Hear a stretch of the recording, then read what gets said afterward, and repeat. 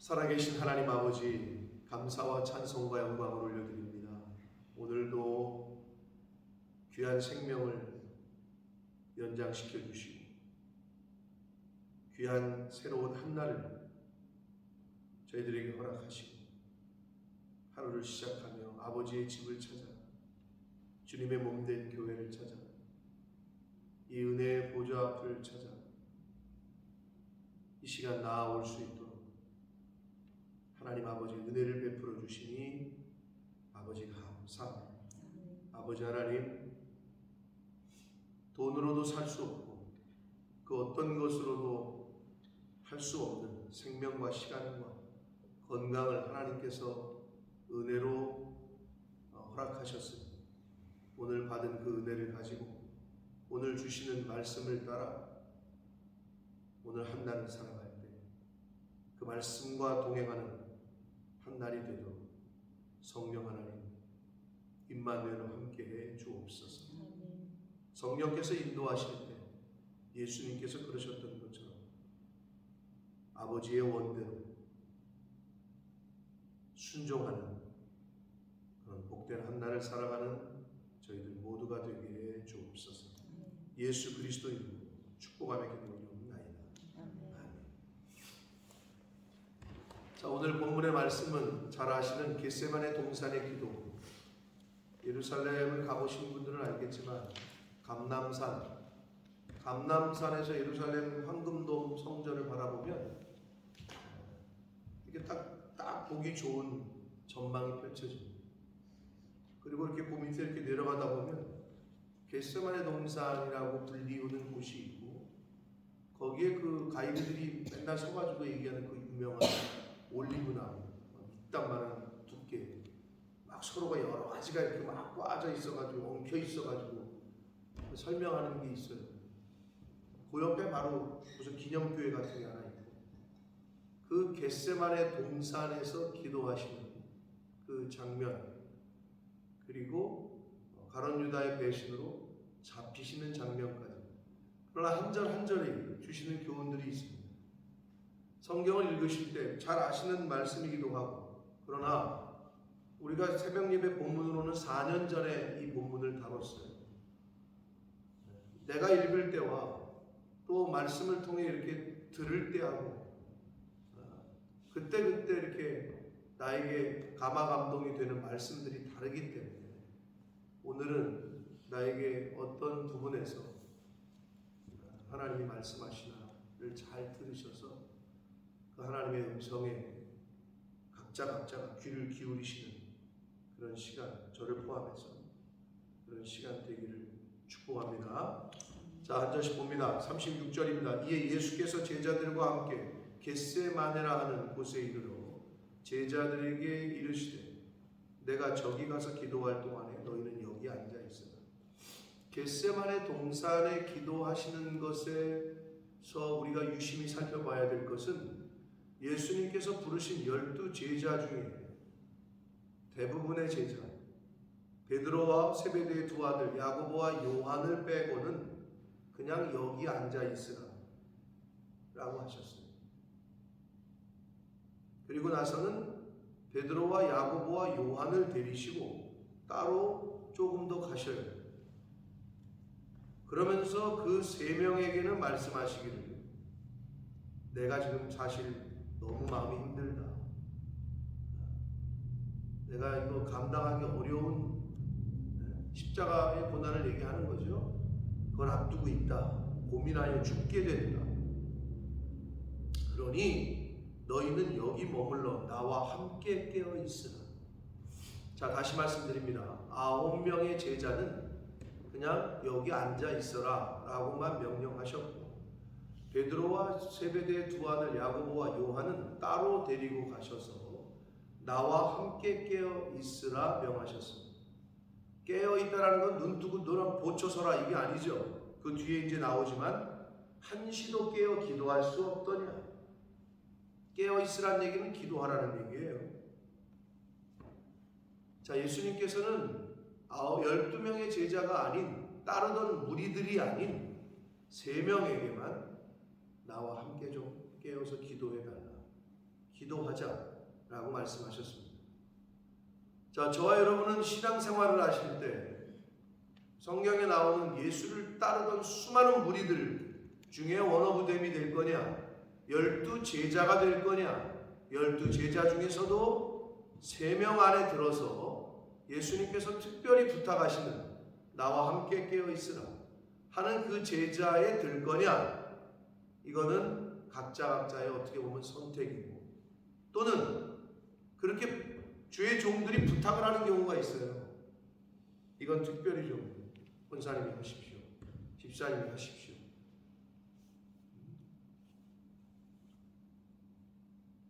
그럴 때 이제 여러 가지 반응들이 있지만 둘 중에 하나죠.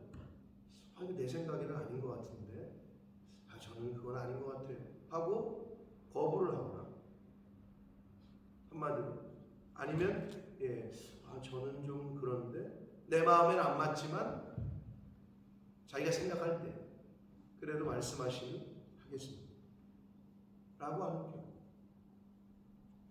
그거 이제 본인들의 선택입니다. 자, 여기서도 이렇게 특별히 왜 전부 다 데리고 가서 기도하시고 너네들 여기 다 깨어있어 이렇게 안 하셨단 말이에요. 왜? 감당하지 못하거든요. 그러니까 구분을 하시는 거예요. 그럼 이제 우리 입장에서는 최측근에 서서 또는 말씀하실 때 내가 어떻게 반응을 할 거냐를 신앙생활 하시면서 이제 본인의 선택입니다. 자, 그래서 세베대의 두 아들과 야고보, 요한과 베드로, 야고보, 요한만 데리고 깨어 있어 달라, 나와 함께 깨어 있어 기도하자라고 말씀하셨습니다. 조금 나아가서 얼굴을 땅에 대시고 엎드려 기도하여 이르시되, 이제 기도하십니다. 내 아버지여, 첫 번째 기도의 모습이 나와요. 할 말 하시거든 이 잔을 내게서 지나가게 해달라. 이거는 예수님의 육신을 입고 이 땅에 오신 예수님의 인간적인 고뇌와 아픔을 엿볼 수 있어요. 이거 내가 좀 감당하지 않은, 너무 힘이 드시니까 그렇게 좀 나에게서 좀 피하게 해주시면 안 됩니까? 이렇게 구하는 거죠. 자, 그러나라고 지금 접속사를 썼는데, 다른 길이 없다면 나의 원대로 마시고 아버지의 원대로 하십시오 라고 기도를 하셨어요. 이게 첫 번째 기도예요. 자, 그리고 제자들에게 오셨어요. 베드로, 야고보, 요한에게 온 거예요. 그 자는 것을 보시고, 좀 전에 나와 함께 깨어있어 기도해달라라고 얘기를 했는데도 육신이 연약한 인간인지라 잤다 이렇게 얘기해요. 분명히 깨어있어 달라라고 예수님이 말씀하셨는데, 그랬더니 자요. 베드로에게 말씀하시다. 자, 그러면 베드로에게만, 세 사람 다 잤는데 베드로에게만 얘기한 걸까요? 물론 베드로라고만 딱 찍어서 성경이 얘기하고 있습니다만, 뭐 다 들었을 수도 있고, 세 명이. 그러나 그래도 베드로 한 사람에게만 얘기한 것일 수도 있고, 그래서 여러 정황상 그래서 베드로를 이제 넘버원 수제자라고 보는 이유가 성경 곳곳에 이제 그만한 그 힌트들이 있기 때문에 그렇게 얘기하는 거거든요. 그러니까 장거는 세 사람 잤는데 왜 베드로한테만 얘기를 하냐 이거예요. 근데 여기서 분명히 베드로에게 말씀하셨다. 너희가 나와 함께 한 시간도 이렇게 깨어 있을 수 없더냐 라고 말씀하셔요.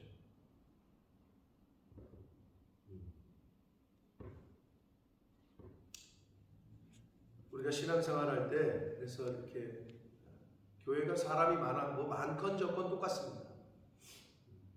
1000명이 되건 500명이 되건 수백 명이 되건 사실은 8대2의 법칙 아시잖아요, 여러분.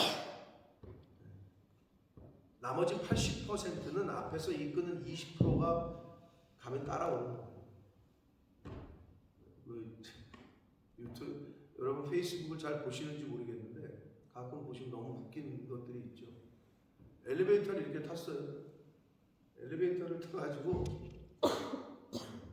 이걸 실험을 하는 카메라 같은 걸 한 거예요. 한 명이 먼저 타고 있고 나머지가 이제 우르르 타가지고 뭘 눌렀나 그랬더니 한 명만 빼고 나머지는 다 짜고 하는 거지. 다 이렇게 손을 올려.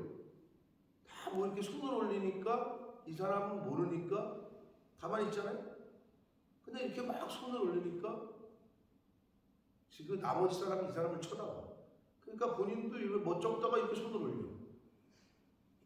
그런 영상들이 있어요, 몇 개. 근데 그게 보면 너무 웃기기도 한데, 그리고 또 이제 뭐 갑자기 탔는데 하나, 둘, 셋, 넷 이렇게 카운트를 하네. 이 사람은 뭐야? 미쳤나 이 사람은? 그랬는데 계속 쳐다보니까 다섯 이러는 거지. 이 사람들이 하니까 자기도 그냥 하는 거야. 이게 약간 이제 군중 심리이기도 하고. 그리고 길 가다 그런 거 있잖아요. 이 길을 가는데 한 세 사람이 똑같은 곳을 쳐다보고 있으면 자기도 이렇게 쳐다본대잖아요. 사람이 그렇거든요. 아무리 교회에 사람이 많아도요, 어떻게 보면 하는 사람만 해요. 비슷한 거예요. 근데 내가 이제 그게 눈에 보여도 내가 그 자리에 갈 거냐 말 거냐는 사실은 나의 선택인 거예요. 자, 그런데 콜링을 하실 때가 있어요. 예수님이 베드로와 야고보와 요한을 부르듯이.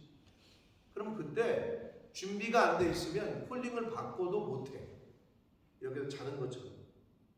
그러니까 우리가 준비를 하고 있어야 쓰임을 받을 수가 있다. 쉽게 얘기합니다. 사장님, 회장님이 어떤 프로젝트를 맡기고 싶어도 준비가 안 돼 있는 사람은 맡겨도 못해.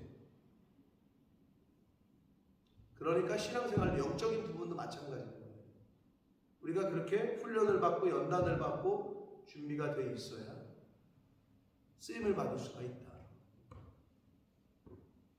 베드로와 야고보와 요한, 예수님께 선택을 받았지만 그들은 예수님의 그 말씀을 듣고도 잠깐이라도 깨어서 기도할 수 하지 못하는 모습을 보입니다. 예수님께서 말씀하시기를 시험에 들지 않게 깨어 기도하라. 왜 그들에게 깨어 기도하라고 하셨느냐? 시험에 들지 않게 라는 조건절이 붙었어요. 이 말은 깨어 기도하지 않으면 어떻게 된다? 시험에 든다. 그럼 이걸 어떻게 이해하시면 되느냐? 신앙생활할 때, 교회 생활할 때 그런 말 많이 들어보셨을 거예요. 아우, 나 시험 들었어. 나 저분 때문에 시험 들었어. 목사님 때문에 시험 들었어. 누구 때문에 시험 들었어. 시험에 드는 이유는 한 가지입니다. 기도하지 않기 때문에. 깨어서 기도하지 않는 사람은 시험에 듭니다. 하나님과의 그 관계가 끊어진 사람은 시험에 듭니다. 죄송하지만 누구 때문이 아니에요. 왜 다른 사람들은 다 은혜 받았다고 하는데 본인만 시험 들었다고 그러냐고. 이유는 하나야. 내가 하나님과의 관계, 기도하지 않기 때문에. 예수님 말씀하시잖아요. 시험에 들지 않게 깨어 기도하라. 깨어 기도하고 있지 않으면 시험에 든다. 이 말입니다. 마음에는 원인오되 원어 성경에는 푸뉴마, 육신이 약하다. 사륵스라고 하는 이게 다르거든요. 푸뉴마와 마음과 육신이 구분한단 말이에요. 하나님께서 그렇게 만드셨어요. 눈에 보이지 않는 마음이 있어요. 우리 육신, 우리 안에는. 그러니까 마음이 성령으로 충만해서 눈에 보이지 않는 성령 하나님의 영으로 충만할 때에 이 육신이 굴복하는 거죠. 근데 이 사륵스, 육신이 강하면, 즉 성령 충만하지 못하면 육신이 이기는 거지. 이걸 사도 바울의 표현을 빌리자면 내 마음에 두 마음의 법이 있다. 생명의 법과 사망의 법이 자꾸 싸운다. 내 안에서. 최악락인가요? 최악락신가 옛날에? 여기서 야 그렇게 이건 아니잖아. 요쪽에서는 마귀 사탄 뿔 이건 아니잖아. 이렇게 그러다가 그래 결심했어 하고 하던 프로그램이 있었어요. 여기서 천사 같은 사람이 야 도와줘야지, 야 바빠 죽겠는데 넌 그냥 가, 이렇게 막 해. 그러면 여기서 이제 이 사람이 그래 결심했어 이러면서 따르는, 우리 속에 그 두 가지가 있다는 거죠. 한 가지만 있으면 편해. 선택을 안 해도 되니까. 근데 자꾸 두 생각이 있다는 거지. 이렇게 할까? 이렇게 할까? 이 사람일까? 이 사람일까? 그러면 늘 싸우죠. 두 생각이. 근데 한 생각만 있는 사람은, 하나님의 마음만 있는 사람은, 내 생각이 죽은 사람은, 하더war의 표현을 빌리면 나는 죽고 예수로 사는 사람은 편하지. 반대로 세상 사람들 예수가 아예 없어, 내 생각도만 살아, 그러니까 편하죠. 근데 늘 말씀드리지만 이게 섞여 있는 사람, 50-50, 그럼 맨날 스트로크. 이렇게 가자니 하나님한테 혼날 것 같고, 너무 절로 가자니 저쪽에서 땡기고.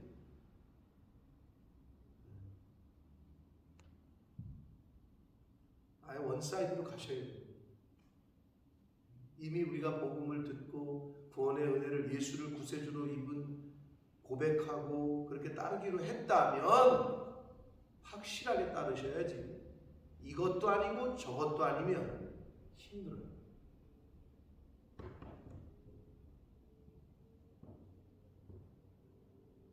다시 두 번째 기도하십니다. 두 번째, 세 번째 기도는 첫 번째하고 좀 달라요. 첫 번째는 이 잔을 좀 지나가게 해주십시오. 그러나 여기서 두 번째는 내 아버지여, 만일 내가 마시지 않고는 이 잔이 내게서 지나갈 수 없거든 아버지의 원대로 되기를 원합니다. 첫 번째하고 뉘앙스가 좀 달라졌어요. 내가 원하는 건 이 잔을 내가 안 마시는 건데 이렇게 얘기했단 말이에요. 그게 첫 번째. 근데 두 번째는 그거조차도 없어지고, 물론 첫 번째도 아버지의 원대로 되기를 원합니다. 두 번째도 아버지의 원대로 되기를 원합니다. 말씀하셨으나 첫 번째와 두 번째 뉘앙스가 달라요. 첫 번째보다 두 번째는 자기 자신의 욕구와 바램을 완전히 없애버렸어요. 우리가 기도 생활을 왜 하느냐? 내 뜻을 관철시키려고 하는 게 아니라 그랬어요. 늘 말씀드리지만 나의 생각과 하나님의 생각을 자꾸 대화를 통해서, 기도는 호흡이고 대화라고 그러니까 하나님 아버지의 마음으로 내가 바꾸는 거지. 기도라는 걸 통해서 기도해봐. 열심히 기도해. 두들겨봐. 그래서 하나님 아버지의 뜻을 나의 뜻으로 맞추려고 하는 게 아니라고. 그거는 누가 하는 거라고? 7살 먹은 애들. 이거 안 사줘? 땅에 뒹굴러.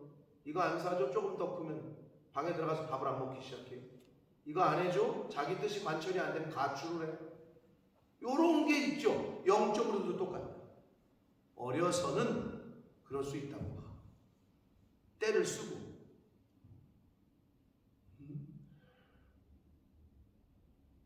믿음 목사님 어제 잘 가셨는데요. 제가 느끼셨나 모르겠는데 그건 잘 못 느끼실 수도 있어. 바깥에서 다른 사람들 있을 때는. 근데 제가 집에서 며칠 이렇게 보니까 애들이 꽉 잡혔어요. 뭐 지네가 약간 뭐 원하는 거 막 하고 막 하려다가도 목사님이 눈빛과 말 한마디로 딱 제압해요. 그러니까 우리 수구는 약간 측은지심이 느껴지더라고요. 올라가 한마디면 그냥 스톱, 올스톱이야. 근데 난 잘하는 거야. 뭐 떼쓰는 게 없어. 아주 교육을 제대로 시켰더라고요. 뭐 토다는 게 없어. 그래서 아빠 눈치 딱 봐가지고, 아빠가 지금 애들이 딱 눈치가 빠르잖아요. 아, 이거는 내가 여기서 더 오버했다가는 큰일 나겠구나. 이걸 애들이 느끼는 거예요. 제가 며칠 있어 보니까 아주 애들을 그냥 확실하게 잡으셨더라고요. 근데 가끔 보면 요즘 애들한테 잡혀있는 부모들이 있어요. 오냐오냐 하면서. 근데 그거는 아이들을 위한 게 아니에요. 그건 사랑이 아니에요. 사랑하면 초다를 쳐요. 요즘 제가 이게 갱년기가 오는 건지 별거 아닌 거에 감동을 많이 받는데, 근데 별거 아닌 게 아니죠. 내가 그 주일날 예배했던 그 학생, 그게 너무 감동이 되는 거야. 나는 이사짐 나누러 갔더니 지가 또 아침에 가가지고 스타벅스 아이스 아메리카노와 쿠키와 이거를 딱 줘서 이렇게 주더라고. 그래서 야, 얘는 어떻게 교육을 받았을까, 평소에 어떻게 살았을까가 그냥 보여지는 거야, 그 행동 하나가. 근데 어제 또 하나, 박 목사님 이제 픽업한다고 갔다 오는데 주일날 그러더라고, 은석이가 목사님 저도 내일 목사님 따라가겠습니다. 그래서 제가 농담으로 목사님 피곤할까봐 같이 가자는 거야? 막 그랬더니 막 웃더라고. 박 목사님과의 짧은 시간이었으나 어떤 영향을 받았겠고, 또 아이들 여러 가지가 있었겠죠. 그리고 이제 걔가 안 갔으면 큰일 날 뻔했어. 애도 많지, 유모차 끌어야지, 짐은 붙일 건 6개지, 기내용까지 하면 9개지, 아닌가? 애들까지 하나씩 다 해가지고 주일이만 빼고 4개니까 10개네. 10개의 짐을 끌고 애들 데리고, 내가 갔어도 은석이가 안 왔으면 신의 한 수야. 안 갔으면 큰일 날 뻔했어 진짜. 그래서 내가 야, 너 안 왔으면 큰일 날 뻔했다. 그래서 이제 내려오면서 이런 얘기 저런 얘기 하면서 이제 왔단 말이에요. 근데 역시 목사님 따라다니는 복을 받아. 어저께 또 누군가 갑자기 전화해가지고 유몰동 사는 사람이, 이거 오픈해도 되는지 모르겠는데, 족발집이 생깁니다. 족발집. 자기가 런칭을 해가지고 이제 상표 등록하고, 오늘 돈 주고 배웠대. 근데 너무 맛있는 거야. 여기서 가까이서 파는 그 냉동이 아니라 아침에 바로 삶아가지고 바로 포장해가지고, 하여튼 고맙다, 이제 저한테 갖다 주러 그걸 포장해가지고 본모스로 올라오고 전화를 한 거예요. 그래서 제가 마침 나 공항에 왔는데 M3 휴게소에서 만나자. 그래서 만나가지고 그걸 전달받고 고맙다고 이제 가서 은석이한테, 야, 너 오늘 수고했는데 하나님이 족발을 주시. 영국에서 내가 20년 만에 이런 족발 같은 족발을 처음 먹어본다. 그래가지고 목사님 따라다니면 복 받는 거예요. 내가 이러면서 왔어. 그래서 다 밥 먹이고 집에 데려다 줬는데, 어디서 감동을 받았느냐? 근데 얘가 워낙 목사님 자제이기도 하고, 나는 그래서 내가 우리 애들한테 이렇게 가르쳐야 되겠구나. 내려줬어? 걔네 집에? 그러나 이제 차를 유턴을 했어. 근데 이제 물론 이제 유턴까지 했으니까 이제 반대편으로 여기 내려주고 이렇게 유턴을 했으니까 이렇게 보이잖아요. 서 있어가지고 팔을 흔들었어. 거기까지 좋았어. 난 가는데 룸밀러를 보니까 얘가 딱 이러고 나 가는 차를 계속 쳐다보고 있는 거야. 차가 없어질 때까지. 난 또 그런 애 처음 봤네, 나는. 근데 그 룸밀러를 이렇게 보는데 그냥 손 흔들었으면 가면 되잖아. 계속 서 있는 거 이래고. 그게 되게 이상하더라고, 마음이.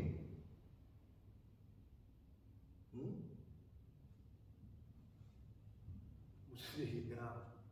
여러분, 우리가 애들한테 진짜 교육을 잘 시켜야 돼. 내게서 너네는 어디 가서 누구네 집에 뭐하고 배웅을 할 때는 이게 배움이다. 근데 저도 잘 그렇게 못하거든요. 근데 애한테 제가 어제 배웠지. 이렇게 해야 되겠구나. 가세요! 그리고 들어가는 게 아니라 차가 없어질 때까지 서 있는 거야. 그래서 그 마음이 굉장히 그렇더라고요. 그 한 모습에서. 자식들의 교사는, 선생은 부모이기 때문에 이미 우린 좀 늦은 감이 있어요. 이미 다 출가시키고 나이가 다 30이고 꽤 어려워요 이제. 그래서 사실은 어려서부터 그렇게 교육을 시키고 훈련을 시킨 결과인 거지. 그게 한순간에 걔가 그렇게 했겠어요. 근데 걔가 그날 주일날 우리가 얘기했지만 한국에서 교회를 안 다니잖아요. 근데 또 이렇게 말하면 그러는데, 내가 마대자루 이렇게 밀잖아요, 주일날 청소할 때. 남자 새끼들도 가만히 있는데 걔가 꼭 와가지고 그걸 빼서 지가 하겠다고. 그래서 제가 지난주에도 걔한테 시켰어요. 광빈이가 옆에서 주워 담고 그 여자애가 그걸 밀고 다니면서. 그래서 역시 하나를 보면 열을 안다고. 근데 그 인성의 인품에 예수가 들어가야지. 진리가 들어가야 돼. 근데 너무 내가 하는 짓이 예쁘더라. 우리가 잘 가르치면, 그러니까 성경 말씀에 어려서부터 성경을 가르치라는 게 굉장히 중요한 거예요. 왜? 그 인성은 그때 다 결정이 나는 거예요. 그래서 반대로 얘기하면, 영적으로 보자면 교회를 처음 온 사람들은 영적으로 어린아이라고 그랬어요. 그래서 그렇게 대우를 해줘야 되고 그런 시각에서 봐줘야 돼요. 다 컸지만 교회는 처음이에요. 그럼 애기요, 애기. 뭘 알겠어? 아무것도 모르겠어. 하나부터 열까지 다 가르쳐주고, 그리고 그들은 먼저 된 사람들을 보고 배워요. 아, 목사님한테는 이렇게 하는 거구나. 아, 목사님 부인한테는 이렇게 부르는 거구나. 이런 거를 다 모르니까 하나부터 열까지 다.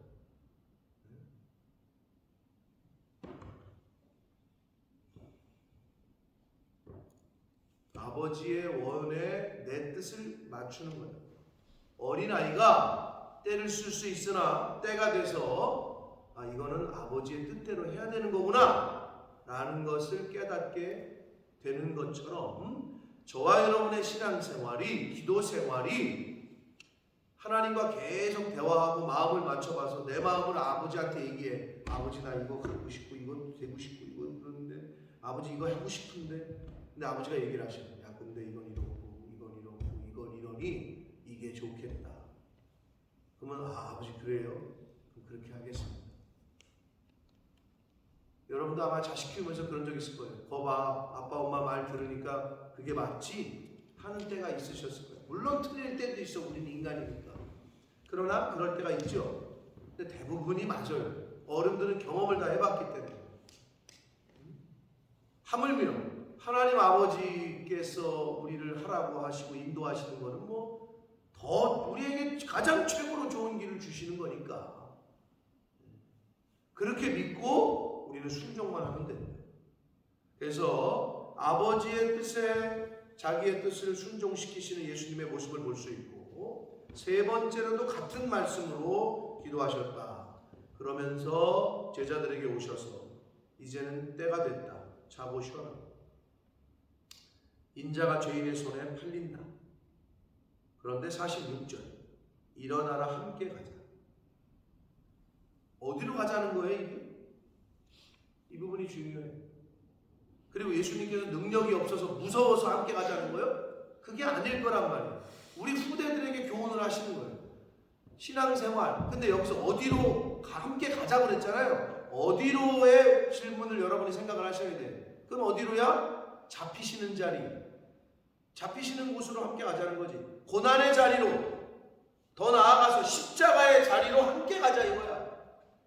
교회는 함께 가시는 거예요. 고난받고 있잖아 누가? 아니 세상에서도, 제가 그래서 늘 농담으로 젊은 애들한테도 얘기하고 어른들한테도 얘기해. 믿음, 소망, 사랑 그 중에 제일은 의리다. 예수 믿는 사람들이 의리가 더 없어. 믿음이 있다고 그러고 소망 얘기하고 사랑 얘기하는데 의리가 없어. 세상 사람들보다는 더 의리가 없는 사람들이 많아. 고난당하고 있으면 함께 해줘야지. 예수님이 뭐라 그러죠? 함께 가자 그러시잖아요. 왜? 겁나서? 예수님 무서워서? 그게 아니라는 거지. 우리에게 주시는 교훈이 있는 거지. 배직장도 뭐 맞들면 낫다고 하는데 그게 함께 할 때, 합력할 때 선을 이루게 되는 거고. 그러한 저와 여러분, 우리 교회가 되기를 축복합니다. 가정도 마찬가지야. 아버지 혼자 길을 써. 아내가 함께하고 자식들이 함께하고. 그러면 그 가정은 무너지지 않아. 조그만 회사도 마찬가지야. 사장 혼자서 발버둥 쳐. 거긴 망해. 근데 회원 밑에 있는 직원들이 함께 해가지고 그냥 한다. 그러면 극복해내는 거지. 그래서 난 여기서 왜 예수님이 그 맨날 졸고 있는 제자들한테 함께 가자 그러셨을까? 함께하는 그렇게 중요한 거예요. 자, 그리고 이제 47절부터 56절까지는 잘 아시는 대로 유다의 배반으로 잡히시는 모습이 나와요. 그래서 이제 군호, 이제 비밀 암호를 짜서 이제 예수님을 특정해주고, 그래서 군사들이 잡게 되고, 그리고 예수와 함께 있던 자 중에 하나라고 그랬는데 요한복음 18 사도 요한은 그 이름을 베드로라고 밝힙니다. 그리고 대제사장 종의 귀를 쳐서 오른쪽 귀를 떨어뜨렸다. 여기서는 대제사장 종의 이름도 밝히지 않고 왼쪽인지 오른쪽인지도 밝히지 않았는데 누가복음에 보면 오른쪽 귀라고 밝혔고, 요한복음 사도 요한은 대제사장 종의 이름을 말고라고 밝히고 있습니다. 자, 그러자 예수님께서 칼집에 칼을 다시 꽂아라 라고 베드로를 책망하십니다. 칼로 흥한 자 칼로 망한다.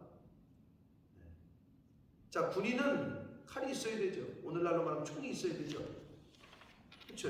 학생에게는 연필이 있어야 되듯이 학생에게 무슨 노름하는 거 화투가 있으면 안 되잖아요. 그렇죠? 그렇듯이 성도에게는 성령의 검이 있어야 됩니다. 군인에게 칼이 있어야 되듯이 예수 믿는 십자가의 군사들인 성도는 성령의 검, 하나님의 말씀이 있어야 돼요. 그거 없으면 전쟁에서 지는 거지. 그러시면서 예수님이 12군단이라고 표현했는데 로마의 한 군단의 숫자는 약 6,000명이에요. 우리나라도 군단이 몇 명인지 모르겠네요. 1군단, 2군단, 3군단 있잖아요. 근데 하여튼 로마의 직제상은 6,000명. 근데 12군단이라는 말은 2, 6, 12, 12,000명 얘기하는 게 아니라 그냥 많은 수, 많은 천사들, 군 힘을 하나님께서, 예수님께서 이렇게 동원할 수 없는 줄 생각하는 거냐? 아니다. 내가 이렇게 하나님의 뜻에 순종해야 말씀이 이루어진다. 예언이 성취가 된다. 라는 것을 가르쳐 주셨습니다. 자, 그래서 잡히셨어요. 그리고 56절에 보면 이에 제자들이 예수를 버리고 도망했다고 했는데 올 전부 다 예수를 버리고 도망했다라고 성경은 기록하고 있습니다. 사랑하는 성도 여러분, 12제자들 최측근에서 따랐던 사람들, 막상 환경과 상황이 바뀌자 결국 드러났어요. 다 도망갔어요. 그러니까 믿음은, 학생은 여러 다 있는데 시험을 봐봐야 구별이 돼요. 아, 열심히 공부하는구나. 아니구나. 그렇죠? 신앙생활도 마찬가지예요. 시험이 오지 않으면 구분이 안 돼요. 아, 이 사람이 진짜였구나. 이 사람이 좀 홀 무늬만 크리스찬이었구나. 시험이 와봐야 구별이 돼요. 이건 누구에게나 똑같습니다. 그래서 베드로 사도는 베드로 1장 7절에 너희 믿음의 시련이 이거보다 낫대. 불로 연단하여 없어질 금보다 더 귀하여. 믿음의 신앙생활할 때 고난받고 연단받는 게 황금보다 귀하다라고 얘기해 베드로 사도.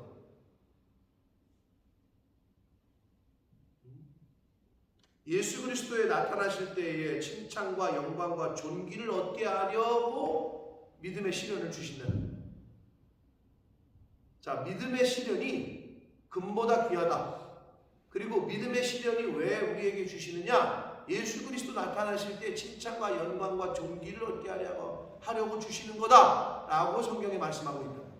그럼 어떻게, 시험 당할 때 어떻게 해야 돼? 아, 이게 웬 떡이냐 말이야.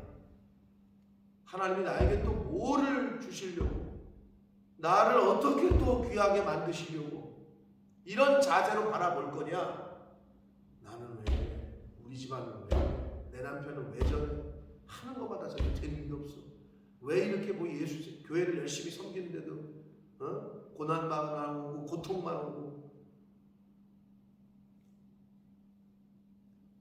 바라보는 시각 자체가 다른 거죠. 인생을 살면서 왜 어려움이 없습니까? 경제적인 어려움, 육체적인 어려움, 관계의 어려움 있잖아요. 근데 그걸 어떻게 바라보고 어떻게 풀어나가느냐는 사람마다 다 다른 거죠.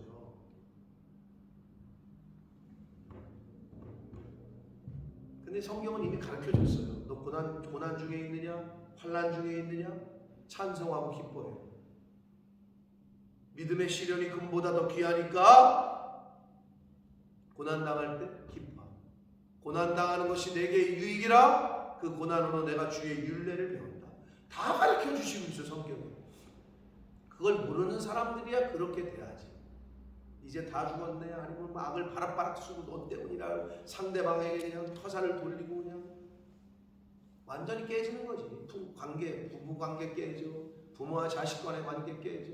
목사와 성도 간의 관계 깨져. 성도와 성도 간의 관계를 깨져. 사단이 좋아하는 거지. 근데 하나님은 우리의 관계를 깨지라고 신세한탄하라고 주시는 게 아니다. 시련은. 새벽 성도들 여러분들 되시면 이제는 그런 시각에서 여러분 주변을 바라보실 수 있어야 됩니다. 그러한 저와 여러분이 되시길 축복합니다. 여러분 신세한탄한다고 해서 남을 원망한다고 해서 바뀌는 건 하나도 없어요.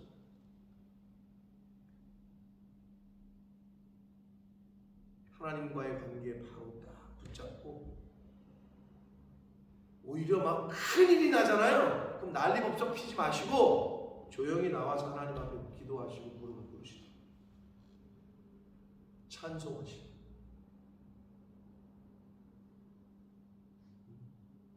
위로부터 하늘의 신령한 은혜와 평강이 임할 줄 믿습니다. 위로부터 하나님께서 그러한 은혜를 주실 줄 믿습니다. 그렇게 오늘 한 달을 살고 하나님이 부르시는 그날까지 그러한 믿음의 눈으로 바라보고 그러한 믿음으로 살아가시는 저와 여러분이 되시기를 예수 그리스도 이름으로 축복합니다. 살아계신 하나님 아버지 감사와 찬송과 영광을 올려드립니다. 아버지 하나님 이 우주 만물을 창조하셨던 하나님 아버지의 말씀을 저희들이 무엇이라는데 새로운 한 달을 시작하는 아버지의 집에서 이 말씀을 읽고 듣고 깨닫게 하시는 아버지 감사합니다.